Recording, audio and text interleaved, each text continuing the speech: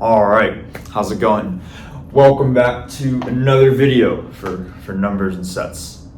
You might have noticed by just kind of looking at the board here that what is written here on the board looks a little bit different than what we're typically used to seeing in these videos.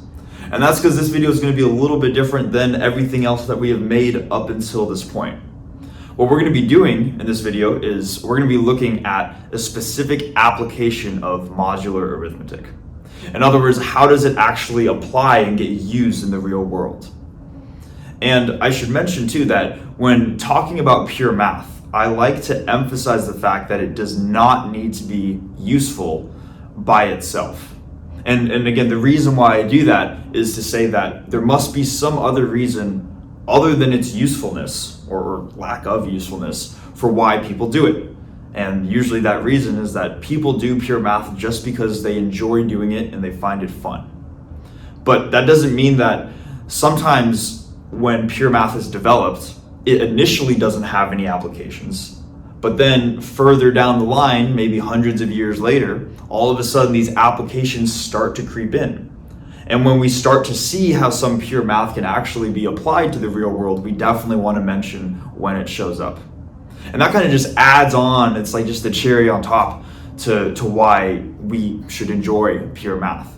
Not only because it's fun, but also because it has the potential to be really useful later down the line. And we're gonna talk about, in this video, really the main application of modular arithmetic. And specifically, if you notice by the title of the video, which is RSA encryption, the main application of modular arithmetic is looking into how to transfer data in a way that is secure. And that's kind of what I have that's kind of why I have this drawing right here, where basically on the left-hand side, I have us, which is a group of people, whoever they are, maybe me and you watching this video. Then we have this guy, Bob, and maybe Bob is the guy that we want to be sending our information to. But in between us and Bob, there is a bad guy who is trying to take our information before it can reach Bob. Okay? And notice too that there are multiple people when I say us. So it could be that all different people are trying to send information securely to Bob without the bad guy being able to obtain that information. We might see this where Bob is a banker, so maybe this is Bob the banker, and all of the people that are using the bank they want to send their passwords to the bank without a hacker being able to obtain their passwords. And we want to ask, how can we do that? A very real world problem that shows up a lot, right? And the fields in general that deals with this type of problem is called cryptography.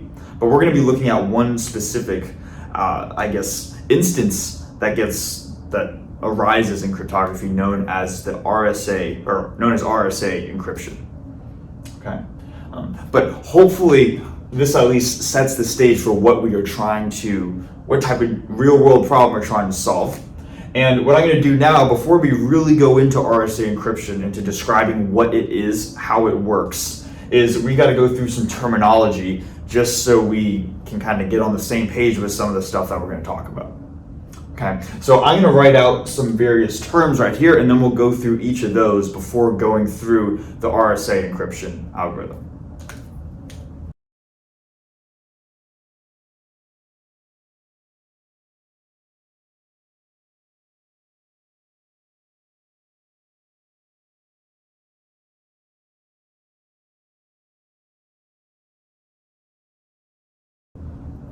All right, so have some terminology right here to get us started. Let's just first go through that.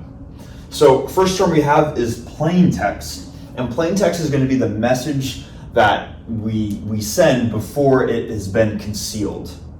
Okay, so just to go through the common example of maybe we're all sending a password to a bank, the plain text would be the literal password by itself before we do any manipulations to that password.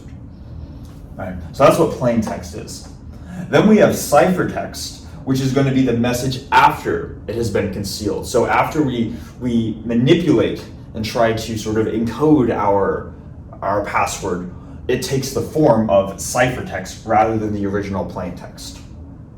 And then we have something called encryption, which is the act of going from plain text to ciphertext. So going from our original password to this sort of encoded version, what we say is that we are encrypting our password to go from here to here. And encryption has the property that it can only be reversed, or it can only be decrypted, which goes from ciphertext back to plain text. Encryption has this property that it can only be reversed by specific special people. Or in this case, if we're all sending our password to Bob, it's going to be encrypted if only Bob can decrypt whatever that original message was. And I mention that because encrypting something is different from encoding something. Because if we were to encode something, and we're going to use both of these terms later in the video, encoding something is the act of also going from plain text to some new modified encoded text. But it's not so secret that only Bob is able to reverse it. In theory, anybody could reverse it. So there's a slight distinction between the two, and I just wanted to make that distinction clear here. Okay, so hopefully these terms make sense. I'm going to keep them up here for the remainder of the video just so we have them at our disposal. But what I want to really do is to get into the RSA algorithm. Now, just to quickly mention too, RSA, the letters RSA stand for the last names of the three people who came up with the algorithm in the 1970s. So it's not an acronym for some more terminology, it's just the names of the guys who came up with it. But this algorithm, the RSA encryption algorithm, gets implemented in 3 different stages, and we're just going to write out each of these stages here, and that's going to be pretty much the whole video. Okay, so I'm looking forward to this. Let's get started with the first stage, which maybe what I'll do is I'll write a little number 1 right here, and the first stage is going to be something called the key, maybe I'll call it key generation / distribution. Maybe I'll make that uppercase. Key generation / distribution. Okay, and we might be wondering, what does this mean, key generation distribution? We'll explain that in a little bit. Okay, but first things first is we start kind of the story off over here with Bob. And Bob, before he sends anything out to anybody else in the world, he starts by picking 2 different prime numbers, which I'm going to refer to as P and Q. And because we know from these videos that there are infinitely many prime numbers, then that tells us that Bob has an infinite number of choices for what P and Q could possibly be. And ideally, Bob is going to try to choose P and Q to be these really large prime numbers. Because the larger the prime number, the better this algorithm is going to work in terms of keeping our information safe. Okay, so that's the first thing, is he's going to pick 2 prime numbers, P and Q, and then what he's going to do is he's going to take their product, and we're going to call that product N. Okay, so N is the product P times Q. And you can imagine, right, if P and Q are both really big numbers, then N is going to be even larger, right? So N is just this really, really big number that we have, and it's just the product of the 2. And once we have N, we can also compute phi of N. We can compute Euler's Totient function acting on N. And here's how that would work. So if we were to take phi of N, that is the same thing as taking phi of P times Q. And hopefully we remember from that video that if we have 2 co-prime numbers that are in the product, and any 2 prime numbers are going to be co-prime, then this phi of P times Q can be rewritten as phi of P times phi of Q. Okay, that's just a property of Euler's Totient function. Then we hopefully remember that if Euler's quotient function acts on a prime number, which in this case both p and q are prime numbers, then it's going to output just one less than that prime number. So phi of p is going to be, maybe I'll come over here, phi of p is going to just be p minus 1, and phi of q is just going to be q minus 1. Okay, so that is kind of the setup, at least that we have so far. We just calculated what phi of n is. It's this quantity right here. And then once we've done this, so once we've established what phi of n is for a given p and q that Bob chose by himself, Bob is then going to choose something that's called an encoding exponent. And maybe what I'll do is I'll write that. We got Bob's stuff over here. I'll write the encoding exponent down over here. So let me just write that real quickly. So we have the encoding exponent. And I'm going to denote the encoding exponent as the letter E. And E for, or I shouldn't say encoding, I should say encryption. Encryption exponent. I want to make sure I get my terminology right here. So E is going to stand for the encryption exponent. And really the only property that we want to make sure is satisfied here is that E is going to be coprime with this quantity right here, phi of n. Okay, so E is going to be defined such that it is coprime with phi of n, which again just means that if we were to take the greatest common factor between E and phi of n, we get the number 1. Right, that's what it means for two numbers to be coprime. Okay, so if E and phi of n are coprime with each other, hopefully we remember from these modular arithmetic videos, that tells us that E is in fact a unit modulo phi of n. Maybe I'll write that down. I'll write that over here. So this condition, that implies that E is a unit. So E is a unit modulo phi of n, like that. Okay? And then if we were to just take that one step further, what does that mean for something to be a unit under a given modulo? I just bit my tongue, but under a given modulus. Well, if something is a unit, essentially it has a multiplicative inverse, right? So in other words, there is some quantity that multiplies E that produces the number congruent to 1 under this modulus. And I'm going to refer to that number, or that inverse, as the letter D. So let me write that over here. So this statement right here tells us that E times some inverse D is going to be congruent to 1 modulo phi of n, like this. And we have a specific name for D. There's a reason why I conveniently chose the letter D, because we referred to E as the encryption exponent. Then using our terminology right here, we might be able to guess that D is therefore going to be our decryption exponent.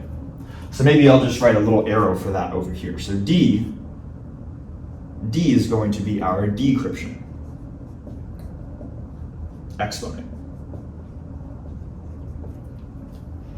Okay, so kind of a lot going on right now, but it's a lot of just defining things. There's not a whole lot of doing things yet, but that's gonna be what we're doing next. We're gonna get to how can we use all of this information here and this stuff over here to actually go through the process of securely sending information to Bob. So the first stage, which again we call the key generation / distribution stage, the first thing we need to do is to generate these things called keys. And keys are essentially just bits and pieces of information that are contained somewhere on this whiteboard right here. And for the RSA encryption algorithm, there are going to be two keys. There's going to be what's known as a public key and a private key. And maybe what I'll do is I'll start to write those down over here. Yeah, so we have a public key,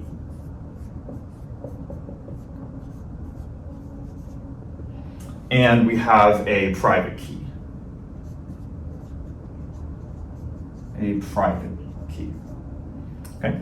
And the public key is going to contain two bits of information, where the first is this number n, this really massive number that we said was originally the product of two primes that Bob chose.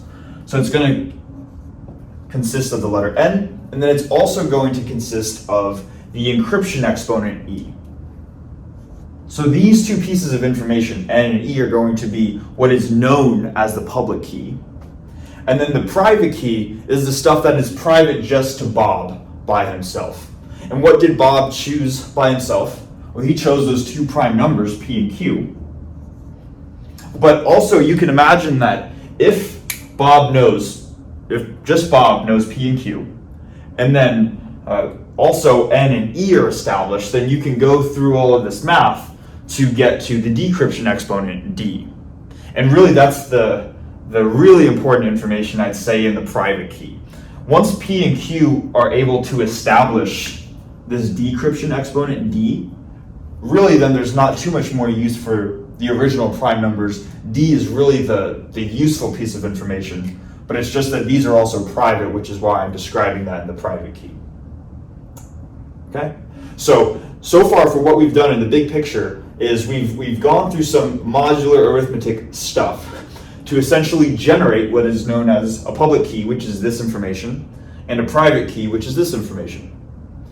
Then to say how the keys are distributed, keys are fortunately very conveniently named. The public key is distributed to the public. So what that means is that maybe Bob the banker is just distributing out this information, n and e, to basically everybody. And that everybody includes all of us that want to give Bob the banker our secure passwords. But that could also include the bad guy. The bad guy could have access to this public key, and that's okay. It turns out that even if the bad guy has this information, that won't affect the security of our passwords. So that's where the public key goes out to the public, and the private key, as you can probably imagine, just stays within Bob. Bob is the only person that has access to the two prime numbers that he chose, and more importantly, he is the only one that has access to this all-important decryption exponent. Okay? So that is the first stage in describing, maybe I'll underline this, in describing the RSA algorithm, how these keys are generated and how they're distributed. Hopefully that, as a setup, makes sense. Okay? There are two more stages, and the goal was to originally get them all on one whiteboard, and I'm really going to try to do that. Try to zoom out the video so I ensured that we could see the very bottom of this. So I'm going to write out stage 2 down over here of the algorithm. And stage 2 is kind of on us as the person that we want to, us as sort of the consumer, the person that wants to send the passwords. Basically at this stage, Bob has sent out this public key to everybody, and now what we want to do is we want to say, okay, how can we use this public key? Or in other words, how can we use these two pieces of information to encrypt our message? So the second stage is known as the encryption stage. So we have encryption stage. Okay. Maybe I'll underline that as well. So to encrypt, what we want to first do before we can get to encryption is we actually want to encode our message. And maybe if we have a password, you can imagine that the password is a string of a bunch of characters, or a bunch of letters and numbers and special symbols and stuff like that. And what encoding would do is it would take all of those letters, numbers, special characters, and take whatever that combination is and turn it into just some string of numbers. Okay? And there are different sort of ways that you can do that. One is through ASCII, and maybe I'll write this down here. So the first thing that we want to do is we want to encode through ASCII, ASCII. There's also, I believe it's UTF-8. And basically these are just these sort of fancy names to describe giving every letter a corresponding number, or giving a special symbol a corresponding number.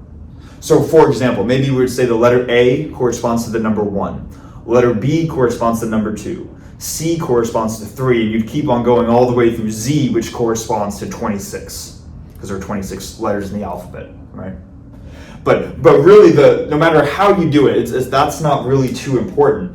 And this encoding part doesn't need to be super secretive. We just want to take whatever our password is and to rewrite it as some string of numbers. Okay, and that is the encoding part. And that is important because if we can write whatever we want to send, whether it's a password or a secret message or whatever, if we can write it as a string of numbers, it can be represented as a natural number, right? So this allows us to take whatever our message is and to denote it as a number, which I'm going to call M. And M is just going to have the constraint that it ranges in between 0 and N. And you can imagine if we have a really large message or a really large M, then we're going to want an even larger value of N. And N gets chosen from these two primes, and this is why we want to ideally choose really large prime numbers so that we can have potentially large messages that are still, when written in integer form, less than the product PQ.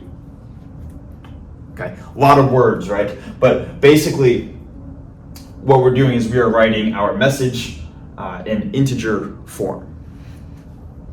Okay, now what we want to do is we want to take our message, which is encoded in integer form, and not just encode it, but we want to now encrypt it. And the way that we can encrypt it is through the information that we have access to. We want to encrypt it through what's known as this public key right here. And here's how we can do that. Maybe I will, let's see. I'm going to actually, so I have a little bit of room for stage 3. I'm going to say that, maybe I'll write up here that 0 less than or equal to M, which is less than N. So M is our message. Now, to actually encrypt it, we are going to take, let's see, a lot of stuff going on. These two pieces of information, and specifically what we're going to do is we're going to take our message M, raise it to the E power, raise it to the E, and we're going to see what that equals modulo N. And this is where modular arithmetic starts to come into play. So we're going to look at this quantity M to the E modulo N. And hopefully we can see why these things are getting named the way that they are. We called E the encryption exponent because it is the exponent which encrypts the message M. That's why it has the name that it does. And maybe we can say whatever this quantity is, whatever this M to the E is, we can maybe say that that is going to be equal to some new variable C, or congruent to some C. And I'm calling it C because C is now going to be the ciphertext. C is our new integer to represent what our message is once it has already been encrypted. Okay? So the act of going from our message to now the ciphertext, that is all done here within us. And once we have our encrypted message, once we have our integer C, we now send that ciphertext, whoever that is, back over to Bob. So what Bob is literally receiving is this ciphertext. He is receiving this message, this cryptic message, and now it is up to him to say, okay, I'm receiving these encrypted messages, but I want to know what the real message originally was. What was this original password that I want to store for all of my customers over here? So that gets into the final and third stage, which is the decryption stage. And maybe I'll just write that out over here. So we have the decryption stage. Decryption stage. Okay. And at this point too, once we have sent our encrypted message, we have done our part as the person that wants to send the password.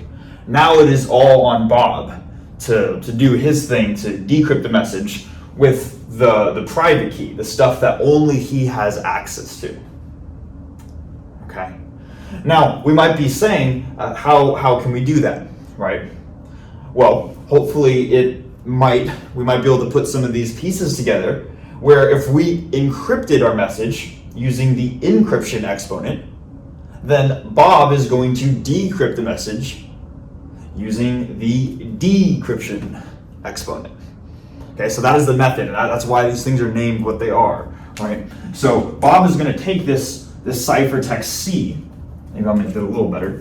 He's going to take this ciphertext C, raise it to the decryption exponent, like this. And this thing right here, we know that C is congruent to M raised to the E. So another way of saying this is congruent to M to the E raised to the D, mod N, like this. Okay?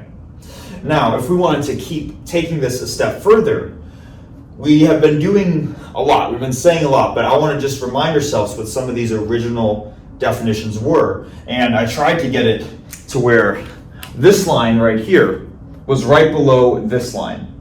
If you remember, I don't know when I was talking about this, but a little while back we were saying that we have E times D. D is the multiplicative inverse. And E times D is congruent to 1 mod phi of n. So what does that actually mean if E times D is congruent to 1 mod phi of n? How can we rewrite that?